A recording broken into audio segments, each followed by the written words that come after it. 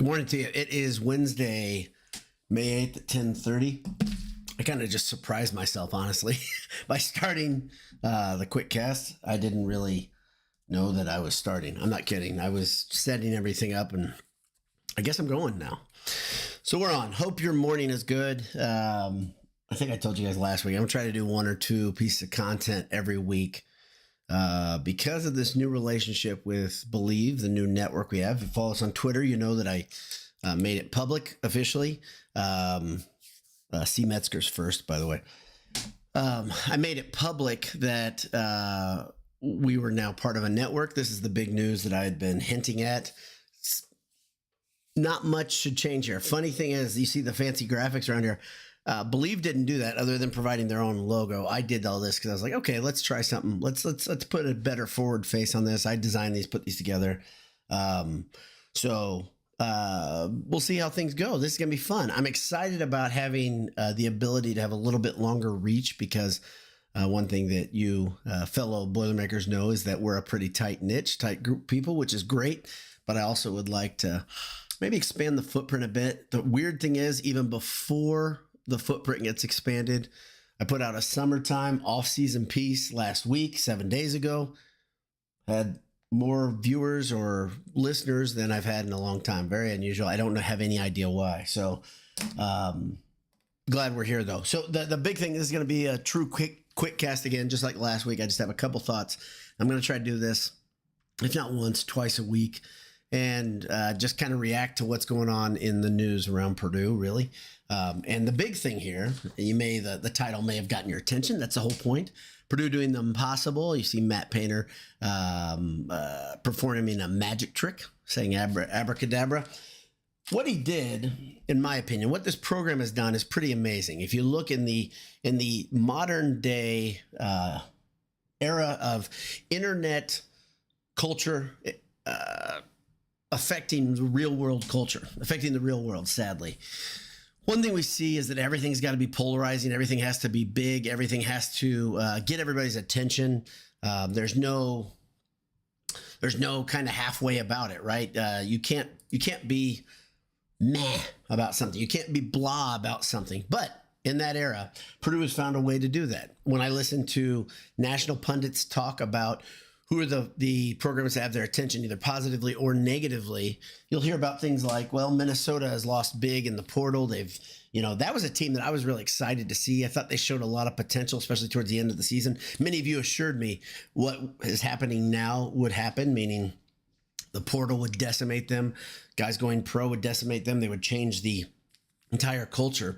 So what, in other words, you have to say is Ben Johnson just took his best shot, because that Minnesota team was pretty well built this winter, and they had a couple interesting games. They made a little bit of a charge, and now it's over again.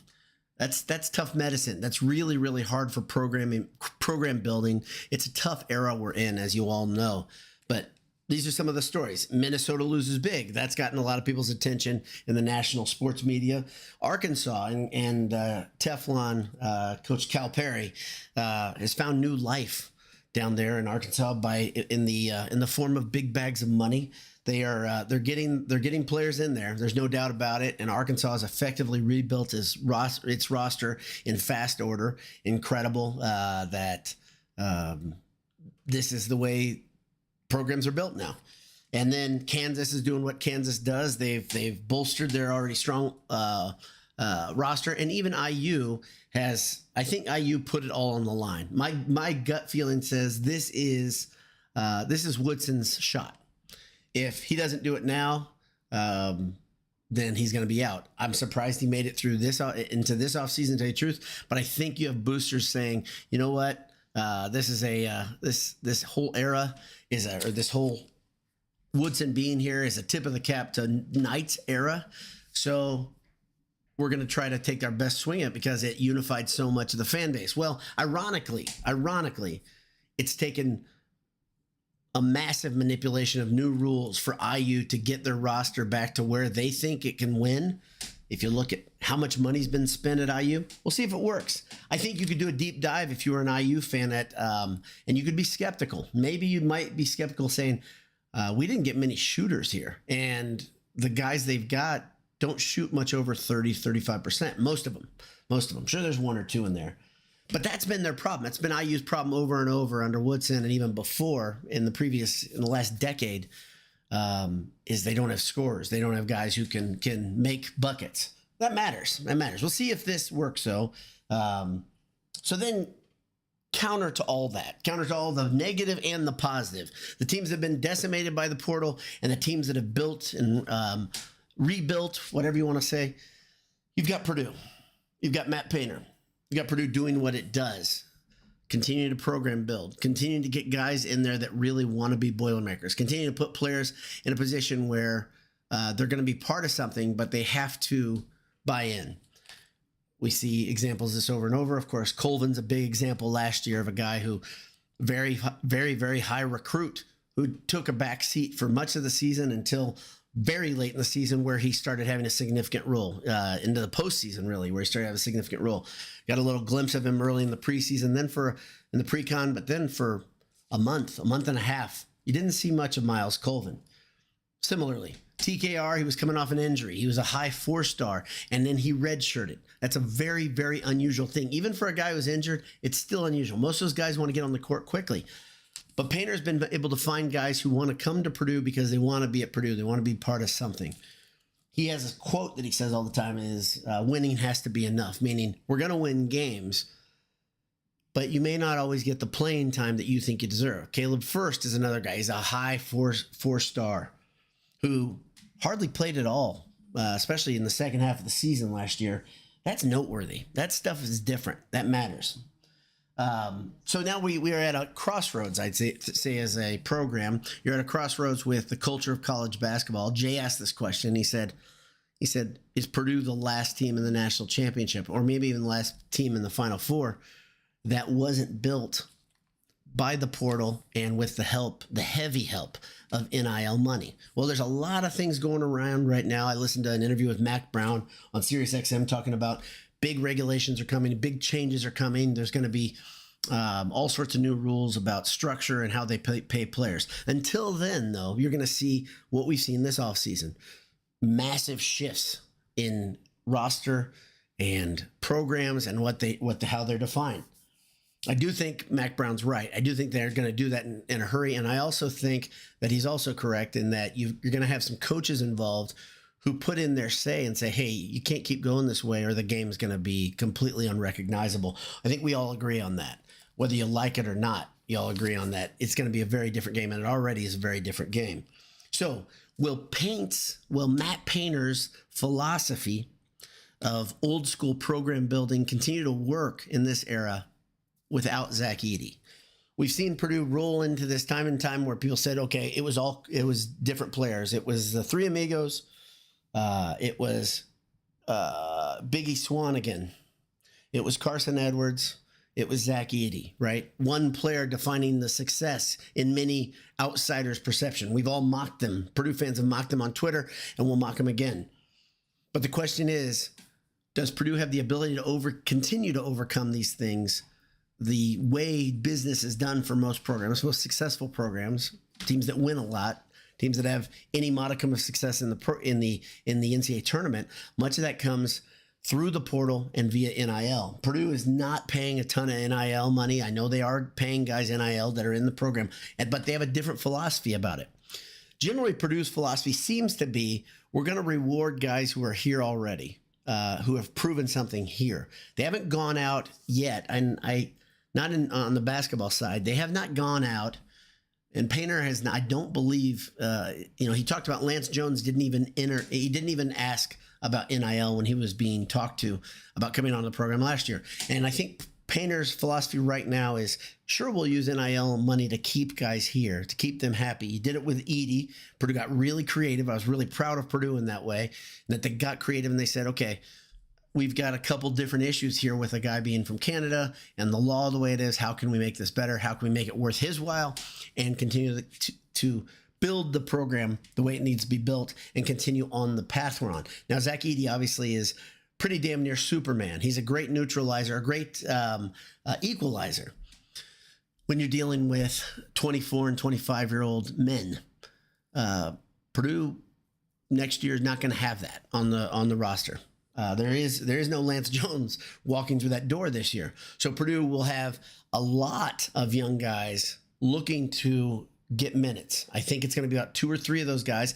And then you'll have Purdue built like a really, really solidly built classic college basketball team. Only exception is there's no seniors on here, but you've got a ton of experience, a ton of guys that have played a lot of minutes down the stretch in big games, in championship situations. I'm not just talking about the NCAA championship, but also Big Ten championships. Guys that have weathered the storm of February in the Big Ten. That's rough sailing there. And these guys have done it.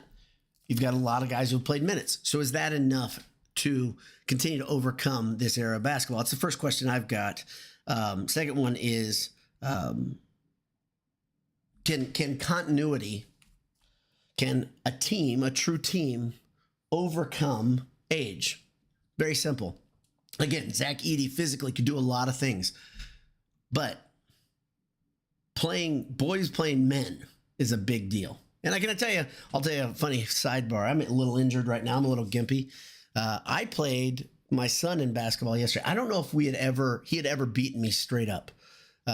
He's got me in height. He's a good athlete. He's a cross country runner, but he beat me like a yard dog last night at a gym nearby our house.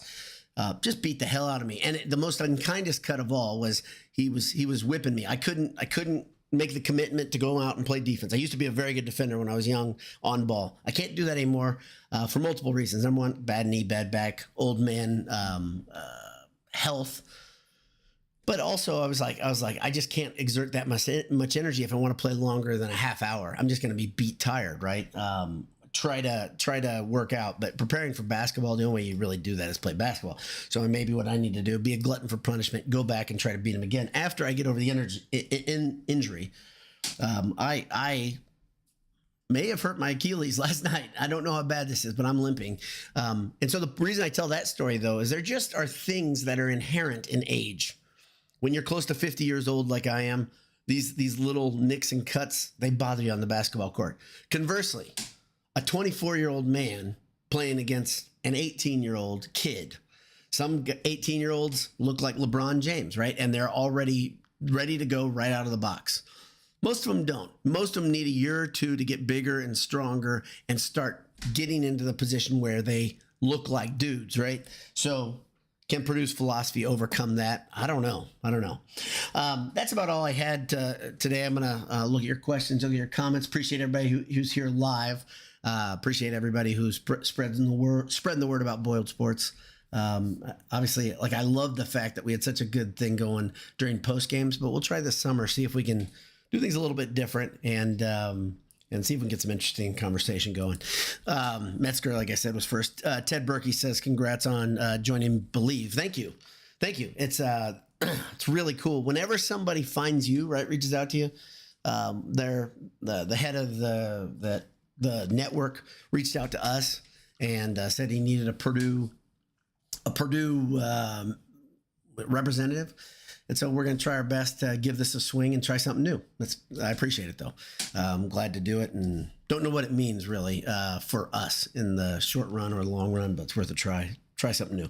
John Harrell says, you always look amazing. Thank you, John. That means a lot coming from you. I was talking about you yesterday, John.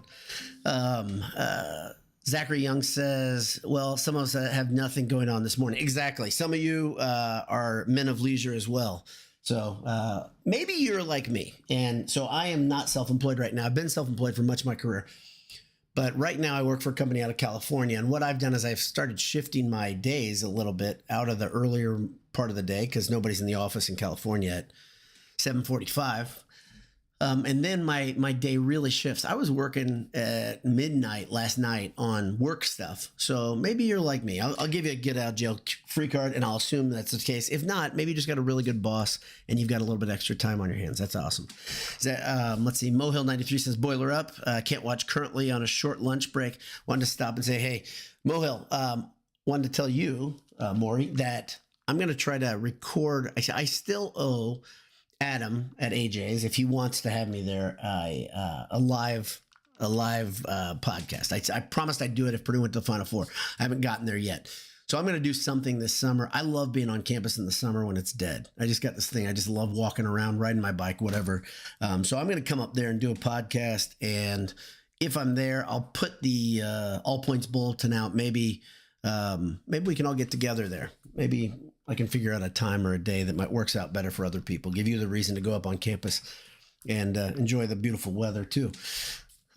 Big time Boiler up. How you been, man? Haven't seen you in a while, Grant. Let's see. DK says the setup looking clean, brother. I'm hoping it's looking good. Thank you, Dylan.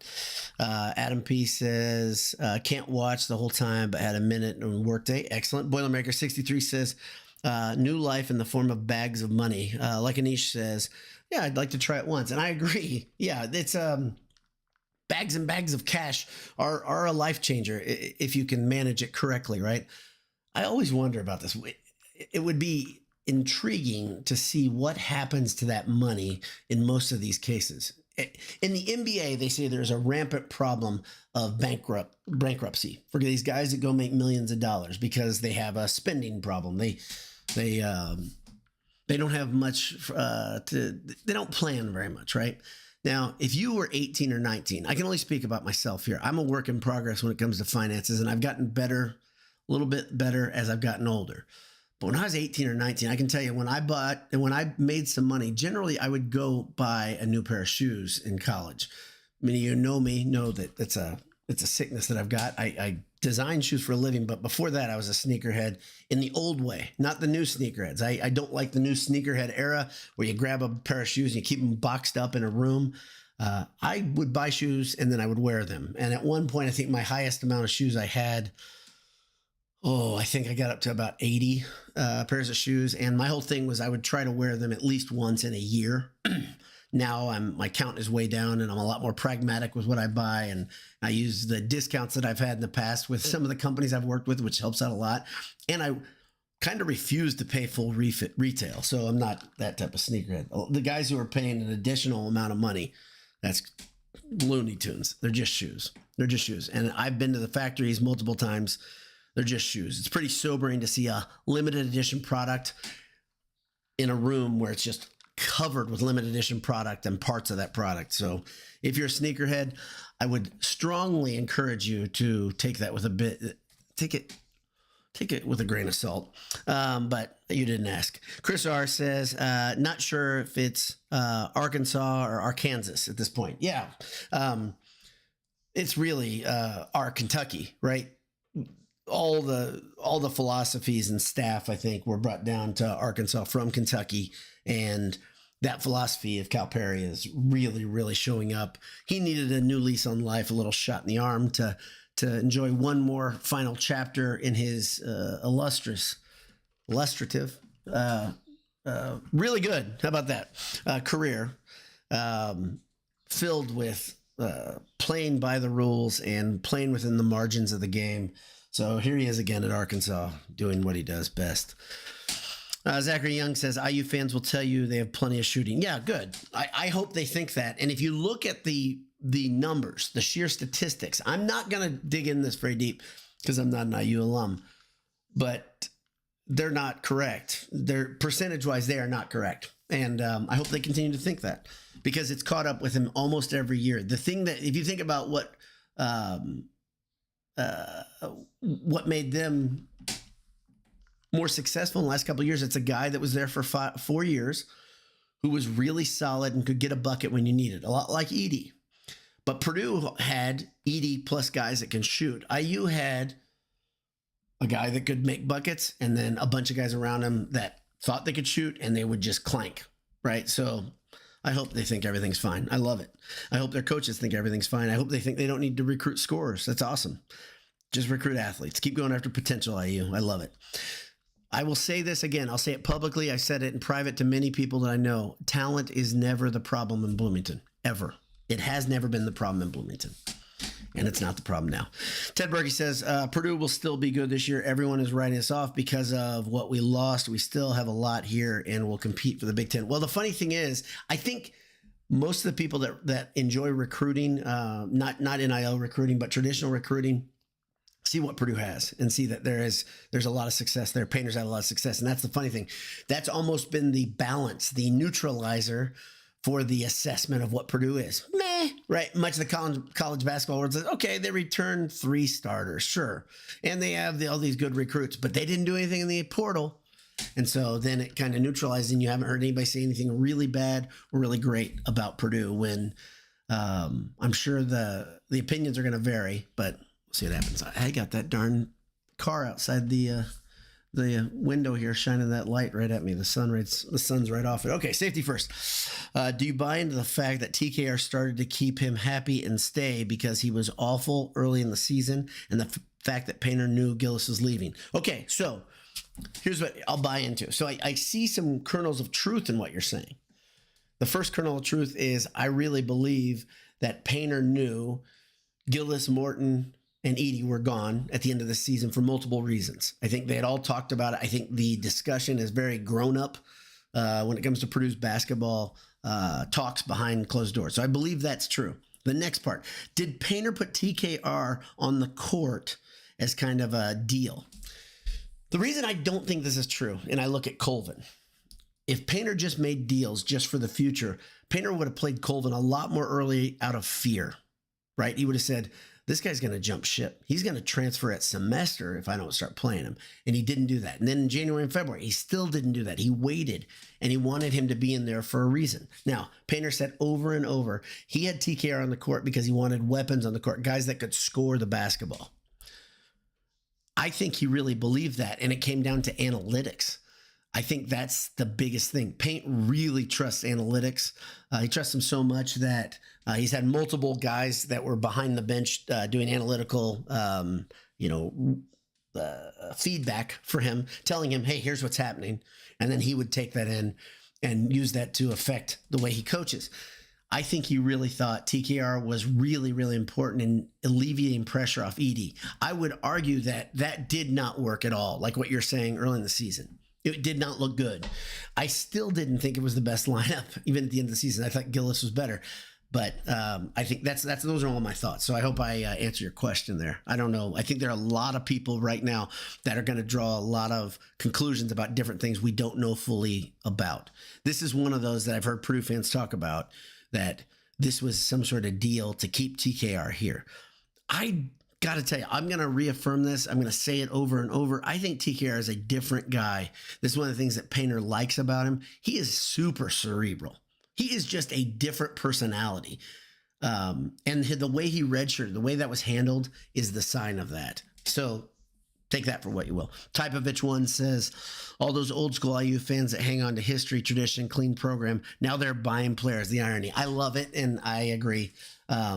It's incredibly ironic that you have Woodson, this old school guy who came to IU via the NBA, and they talk about, remember, Bobby graduates his players, right? That's the tagline. He graduates his players. Bobby graduates his players. Well, now they're going to the portal to get mercenaries, flat out mercenaries. I would say there's 2 guys in there that might have been IU type of guys based on what I understand about what IU got at the portal. But then they got a bunch of guys that they're like, okay, we need a big. Let's go get a big and spend the money on it. Ironic. This will be neat to see how Ballo plays against Arizona's Ballo. Now IU's Ballo plays against TKR and Berg and Jacobson. It'll be interesting to see. It's going to be interesting to see how Purdue changes the offense. I've told you before, told you back in February, I was stoked about this lineup next year because I think Purdue's style of play will change. Purdue's pace will change. Purdue will rely differently on defense, what they have to do. It's going to be a ton of fun to watch. I think there are growing pains that are coming. That's my big thing. Purdue's pre-con is not like the last 2 seasons pre-con. They are not playing Murderers Row. They play A&M, and then they play in a classic out in San Diego, I believe. I think A&M's in that. But the pre-con is definitely not like it was the last 2 seasons, which is probably a better thing. Let this team get their feet under them. Let those young guys get some minutes to see who actually rises to the top. I have my theories. You have your theories on who's going to see the court first, but we'll see as it goes along. Boiler Max says, "Congrats, Dowd. Build the brand, baby. Right on, right on. We'll hope it hope it works. Hope it works." I sold the idea to a niche in Jay first. I didn't talk to Michael about it, not because I didn't mean anything, but he doesn't have a specific show anymore, and so he's part of the podcast team. But I sold to them and said I don't want anybody to feel like there's any pressure. So I'm telling you guys a lot behind any pressure to jump on this, but I was ready to go and do something new and try something more to see if we could get to the next level. So that's it. So let's see what happens. Mopi says, heading down to Kentucky this weekend, what bourbon rye should I look for down? Oh boy. For me, okay, if I'm going to buy a rye right now, I think I've said this to you guys, I'm looking for a higher proof. So I want over 100. And then the next thing is I want something finished in, I like the ryes that are finished in wine or port or one of the sweeter alcohol barrels. So I go a higher proof. So look at the labels. Look at the labels. Look for something that's 5 years old and older. So I'm being generic. I'm not going to get into specific labels right now. But this is what I do when I buy now. Every time I go to the store, I try to buy something new. I don't like doing the same thing over and over. A long time, back when we could find Eagle Rare in Central Indiana, I would get Eagle Rare and Eagle Rare products and other Buffalo Trace products, obviously. But it became harder and harder to find them. So then I started looking for ryes that I like the balance of rye, the ryes that are finished with wine barrels and then have a little bit higher proof, so the flavor's a little more interesting. That's just me. So you get something, tell me about it though. That's the one thing. Please, Todd Singer, who I don't think he's on here today, he has to work, but he said he scored really well this summer, or pardon me, this spring, and gotten some bottles, and we may connect at that AJ's meeting, talk a little bit about bourbon. So Boilermaker63 says, Dowd, going to IndyCar GP Saturday. Oh boy. So this is something I used to go to the GP every year, and I haven't even looked at this, but the problem is now I'm not coaching one soccer team. I don't even like soccer. I love the girls I coach. But soccer is a tough sell for me as a sport. I'm coaching 2 soccer teams because of this weird thing. And then sometimes a third team. I'm an assistant coach. I don't know anything about the game, but I try my best to be positive with the kids and whatever. And then on top of that, I'm coaching a pickleball team for my daughter. So probably not going to the GP. I want to go. I used to go every year, and then coaching kind of took over my Saturdays. So yeah, I want to go. I don't think I'll be able to be there. So then I'll definitely be out to the track at least once before the race, and then of course on the race day. So I'm pretty excited. I can't believe, sidebar, I cannot believe IndyCar smashed Penske the way they did, and I can't believe there have been this many suspensions. I'm shocked at it. Tim Cindric being suspended for the month of May by Penske is a huge deal, and I may have lost many of you, so I'm going to move off from this. Boiler Bugle says, another quick cast during the meeting. You looking at my Outlook? Yeah, I've got your Outlook in front of me, and I always try to make it difficult on you. So yeah, I'm right there. Michael Allen says, your ideal starting 5 for 24-25 season. So the 3 that started, I would keep them in the starting lineup. TKR, Smith, and Lawyer. And then my 2 that come off the bench, this is where it gets difficult. It's probably where the question comes from. I see a freshman coming in there. I think that's going to be a big deal. And I would like to see first start right away. So if you're going to try to, if we're going to say, okay, let's try to keep in 1 for 1, you'd probably say, oh, Jakari Harris would be the guy. But I think it's going to be Cannon Catchings, and Harris comes off the bench to spell Smith. That's what I think. I also think this, unlike the last year, which we saw the same starting lineup all season, I think this year you will see shuffling of lineups. I think you're going to see a lot more of that as Painter figures out, which is weird because that's Painter's old MO, right? Was messing with starting lineups, and he did it sometimes. You're like, what are you doing? Especially around January, things would kind of start settling in. But in December, things would go crazy. I think you're going to see a lot of that in the pre-con this year. So if I were a betting man, I'd say Catchings and first will be the 2 additional that are in the starting lineup. That's my guess. I don't know if it's worth anything. Adam P says, so let's say there's a three-peat season and San Antonio looks possible. I can dream, right? Yeah, absolutely. Are you going to be more adept at planning your travel plans? This is a very good question. Yes. Couple things. Number one, I think it's easier to get into San Antonio than it is to get into Phoenix. And I might be wrong, but I think the surrounding airports make the idea easier. Also, to me, it's a lot easier to fly in and drive, 4 to 6 hours. That's not that big of a deal. I know I could have gone into Vegas, but yeah, I screwed up this year because I didn't want to jinx them, and I screwed that up. Will I plan ahead and buy ahead? I don't think I'll do that just because I don't feel that way about this season yet. I don't mean to say I don't have any faith, but yes, I'm going to be better at it. Will I get to the Final Four if they're in San Antonio? I think I will. By the way, I still did it, even though I said I wasn't going to get there and it looked like I was completely knocked out. I still found a way there. So I'm a man of my word. I just didn't do it exactly the way I thought I was going to do it. So that's a good question, though. Am I going to be an idiot? Yes. The rest of my life, probably. Jack Lantern 22, J Money says, Purdue makes Final Four and suddenly Boiled Sports Jones a highly lucrative many monies network. No coincidence. Exactly, Jay. Yeah, and so the funny thing is, I see this as an opportunity, and Jay, watch what happens here. I think Jay's gonna come out here with some pretty fun content. He's been talking a little bit up, talking himself up. So if you want to put a little pressure on Jay on Twitter, go ahead and say, hey, we want to see some of the concepts that you're talking about. We want to see these shows, and there's no. I believe, Jay, you can tell me if I'm wrong, but with that new edition of that one software, you should be able to post and to get on without any tech deals, tech issues. So, yeah, I don't think it's gonna, Jay. I don't think I'm gonna be a guy that has multiple boats like some of us, for instance, multiple ships.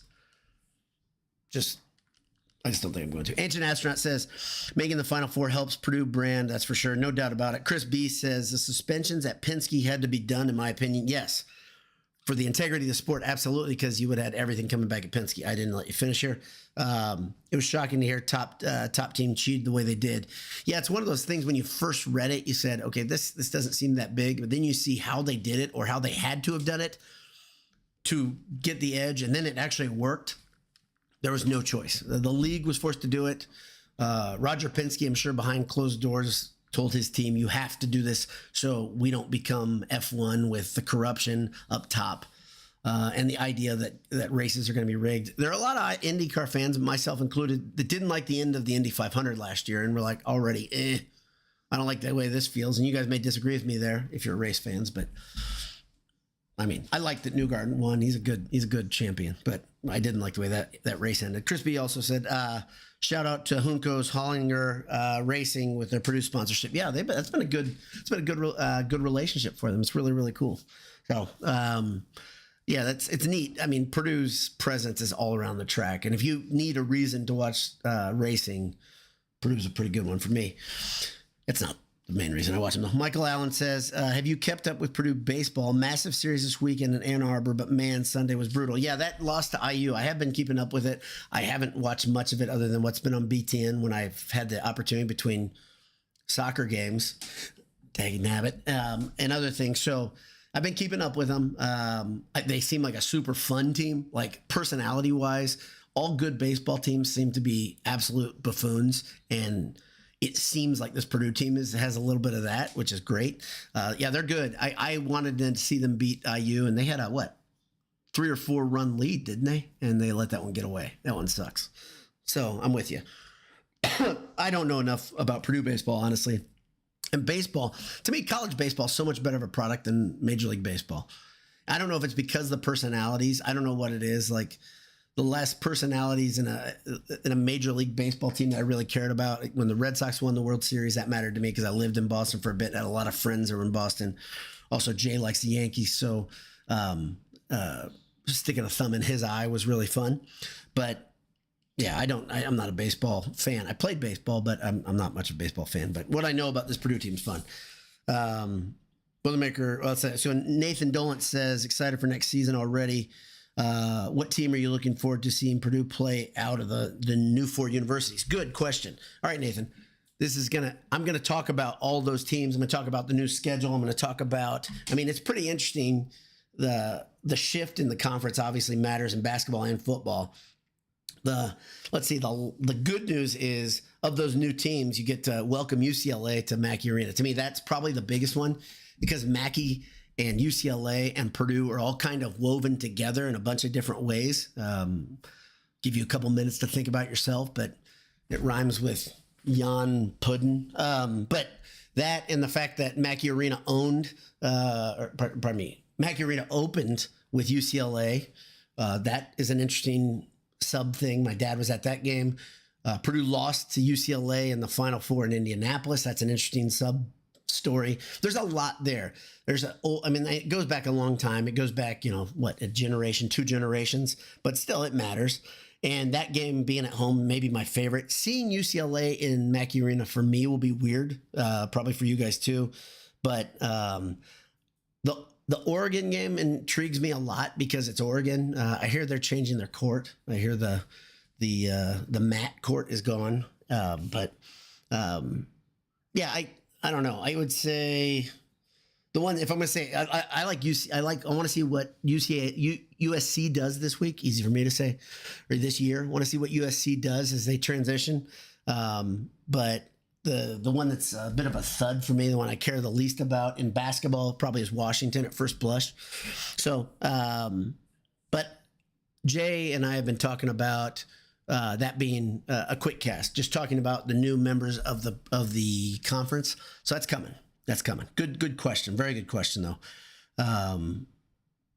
Let's see. Michael Allen says, yeah, Purdue blew a 4-run lead on Sunday, blew a 1-run lead late Saturday. Tough series overall. Yeah, didn't they beat up on them? Didn't they beat up on them on Friday? Is that right? Yeah, I think they did. But it's pretty interesting to see Purdue. This is what happened once in the last decade. So this will be the second time in the last decade where Purdue has been better than IU. So that's fun to see. But IU's program clearly has been stronger than Purdue's. Maniacally Steve, great question. Anyone got their no joke exponents yet? And I don't know about that. So my pal Adam put a couple of actually, it was a team effort. A couple of people helped me, and I supposedly have some waiting at AJ's for me. I hope they're still there when I go, because I that was a while ago. But I don't think anybody's gotten them. Jay Money ordered a couple, and I don't think he's gotten his yet. So if that matters to you. Yeah, Maniacally Steve said he missed the start, joining live. We'll rewatch later. I appreciate anybody who watches. I appreciate anybody who watches later. So look at that. This is not a quick cast. It's 38 minutes. But that's because of this. This is the whole thing. Like, it was a quick cast. The thoughts were brief, but the conversation is what made this thing go. And I may have to change the name from QuickCast to something else, but I'll try to keep them shorter. In fact, that's what Believe suggests. They say, hey, do 2 shorter instead of 1 longer show. Well, how about 2 longer shows? Content. Steve Kindle's here, says, joining now, start over. Yeah, I'll get back to the beginning. Hey, everybody, hope you're doing well. It's Wednesday, May 8th at 11:10 a.m. I'm just kidding. Good to see you. Todd Singer, he got his exponent issue on Monday. Todd, I don't know if you were here for it. I was talking about you. Your ears are probably burning. Let's see. Yeah. So that's about it. I'm gonna call it a day. I do appreciate everyone who's here. I apologize for it not really being a quick cast, but I'm gonna try to do better on that, just so you guys have something that's bite-sized. But the interaction, I tell you, I love it, and I hope you guys do too. It's always great to talk to people in the margins, get live feedback, go through questions. I think there were 3 or 4 there that were things that I wanted to talk about that I hadn't gotten to. And that's so good. It's so good to go back and forth this way. So I hope your afternoon hope your afternoon is good. I hope you enjoy the weather, and hope if you're in central Indiana, the garbage that came through in the afternoon didn't affect you too badly. Literally praying for a lot of people there. So speaking of praying, Ken, keep fighting. Hope you're doing well out in Oregon. And to everybody else, God bless you. Have a great day. Hammer down. We'll see you.